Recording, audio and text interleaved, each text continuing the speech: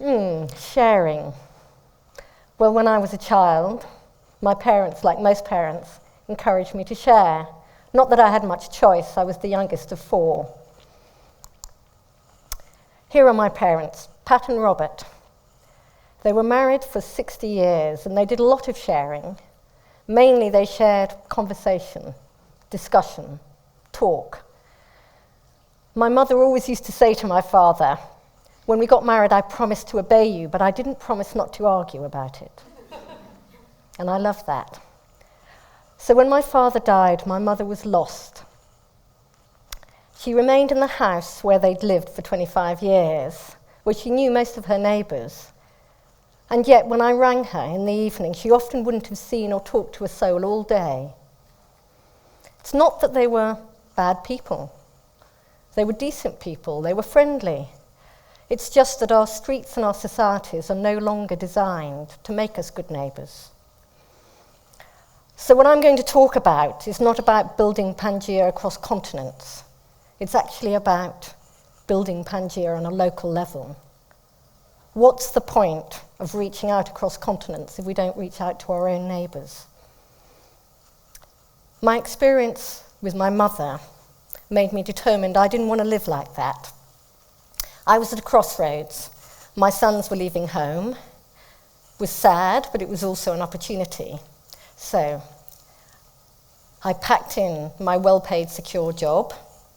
I got on my narrowboat, there it is, and I took a slow journey to Lancaster to join a venture that was starting up about 7 miles from where we're meeting today.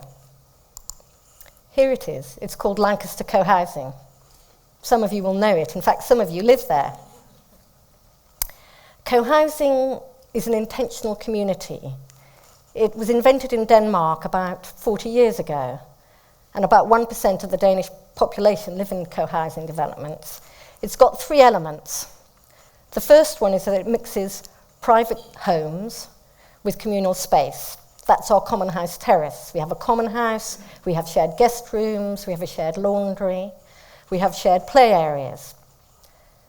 It also is designed to encourage social interaction between neighbours, that you bump into each other, like you do on the common house terrace, but also in our pedestrian street. Cars are kept to the outside, so you have to walk to your home and meet people. And the third element is that it's created and run by the people who live there. Now, our cohousing has another aspect to it as well. It is a vision of being an exemplar of sustainable living. And we do that in a variety of ways. Now, some of the ways are the way we get our energy. For instance, we have solar panels on our roofs. Our heating comes from a biomass boiler fueled on wood chip. Our homes themselves, there are 41 of them, and they're passive house homes, very energy efficient. We're also working with the local village to build a hydro on a local weir. There we all are. But one thing I've learned in the 18 months I've lived there is that there's a point where the being good neighbours part of our vision and the sustainability part of our vision meets, and that's in sharing. So, how does it work? Well, food. We all know food is crucial to community and family life. When my dad died, my mother couldn't really be bothered to cook. What was the point cooking just for one person? In cohousing, we cook for up to 60. We have shared meals 3 to 5 times a week. And each of us agrees that once a month we'll make a meal. And it's a bit daunting to start with, but actually you get used to it. And the rest of the month you have all these meals produced for you. And some of them are amazing. That was our first Christmas lunch. But how does that fit in? I can see how that fits in with the good neighbourly bit, but what about the sustainability bit? Well, instead of having 41 small ovens going away, we have 2 big ones. We have a big catering-size washing machine that's very efficient. But it's also about the food we eat. We buy food in bulk, a lot of it local and organic. We also eat mainly vegan and vegetarian. That uses less land, less energy, less water. Sustainable, good neighbours. Transport. Well, I already said that cars are kept to the outside of cohousing, but we've gone further. We ask our residents to give up their cars. Give up your car. Madness, people think, particularly as we moved into the country. And actually, for some people, it's really hard because they need their cars for work or they need it for family commitments. So some people have kept their cars, but a whole load of us have given them up.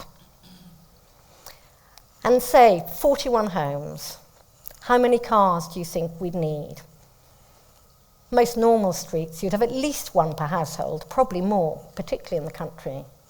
Well, we have one car between every 3 households. So how do I cope? I don't have a car. Well, actually, I have lots of cars. 4 to be precise, because I'm a member of our car club. And here's the booking system and the 4 cars, which include a van and a very cool electric car. A car for every occasion. But it has changed my behaviour. Now I'm paying for a car when I use it. I'm more aware of what a car costs. So I think about making a journey. I share car journeys with my neighbours, another chance to meet them. And I use my bike more. We have a lot of bikes in our community. So it's cheaper, it's greener, it's more fun, I spend more time with my neighbours, and it's healthier. What's not to like? But the thing I really, really, really like about sharing, the thing I like best is sharing stuff. There's me in my home. In co-housing, the houses tend to be a bit smaller because we've got all this communal space. So when I moved in, I had to get rid of lots of stuff. Took lots of stuff to the charity shop, put it on free cycle, even took it to the dump. And I arrived slightly nervous about all this stuff I'd got rid of. But you know, in the developed world, we have far too much stuff. If you divide all the resources of the world between the number of people, and you say, let's give everyone the same amount, but that amount has not got to deplete the world's resources or cause catastrophic climate change, that's the fair amount, the fair share for each person. And in Europe, we have 3 times that amount we use, each of us. So we have too much stuff. And most of this stuff we don't use. Take power tools.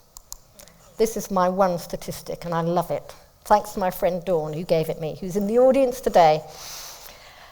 80% of power tools are used less than once a month. But the one that blows my mind is that, on average, power tools are used between 6 and 13 minutes in their entire lifetime. What's the sense in that? Well, I have access to as many power tools as I want, because what we do is we have an email list, and whenever I need anything I don't have, I send out the request. And in 18 months, I've never failed to be given what I've asked for, and I've asked for some strange things. I decided I'd make a list or go through the emails and make a list of all the things people have asked for. And here it is. Everything from an ice cream scoop to a yurt. It's fantastic. So I got thinking, we get taught to share as kids. When do we lose that sense? When do we get obsessed with acquiring and owning things? Ownership isn't what matters. It's access that matters. And I've got access to plenty. I couldn't even fit in my house or afford to buy all the stuff I've got access to. Sharing provides plenty. We also share skills. If I want to have someone who's a masseur or someone who knows about carpentry or mend my computer, there's someone there. But I've also found someone to share a new business with. My background's in making films. I'm a producer-director, an interviewer. And Frances, one of my neighbours, just happened to be a film editor and camerawoman. So we share our skills, we've pooled our equipment, and we work together. And in that sharing, we've gained complementary skills and we've saved money. Sharing provides plenty. We also share decisions in cohousing. We make our decisions by a process called consensus. And I remember when I started talking to my friends about it, they all said, you can't run it's fine for you hippie lot, but you can't run an organisation on consensus. Well, actually, they're wrong. We've built an £8 million development on consensus. And it's another of these mind shifts. You have to go in with a different view to a meeting. It's a bit like my parents' marriage. It's not we don't argue. Of course we argue. I'm not saying this is perfect and we all love each other and there's never any discussion and argument. But you go in with the attitude that you don't have to win the argument. You have to say what you think and listen to the other person and actually, creatively, try and come up with the common ground, a solution that you can all live with. That's a very different approach. We've also tried to take this philosophy into the workplace. When we bought our site, we got this old building. It's an old mill, and we've eco-refurbished it into a low-carbon workspace. Now, I studied economics at university, and I was taught that competition makes us more efficient and more productive. But my working life has suggested something different. I've always found I'm more productive when I collaborate with other people. I get more creative, more interesting things happen, and we've tried to take this collaboration into Halton Mill. We share facilities, we share ideas, we put work each other's way. And it's fantastic, actually, it's really good. And some of you will have seen the stand in TEDx Village. But not everyone, I suppose, can live in cohousing. Not everyone can work at Halton Mill. How can we bring sharing into our neighbourhoods? Well, I think that we all can share in our neighbourhoods, and one of my obsessions is to see how can we bring this philosophy into all the streets. Lots of people are doing it. You can share cars, you can set up a car club, you can have an email list and say what you'll lend to your neighbours. I even saw an article recently about an apartment block in Switzerland where they put little stickers on their mailboxes with the things they were prepared to lend to their neighbours. There's lots of ways to do it. You could have a skills register. You could even take turns cooking dinner. It can be done. And if you do that, you'll not only save money, save time, and have more fun, you'll be much less likely to go a day without seeing or talking to a soul than my mother. And here's something to help you do the sharing. It's called streetbank.com. Now, what would my mother have thought of all this sharing? Would she have liked to live in cohousing? Well, actually, I think she would have approved. I must tell you that she didn't spend the rest of her life alone. My brother and his family came to live with her, so she had people to talk to again.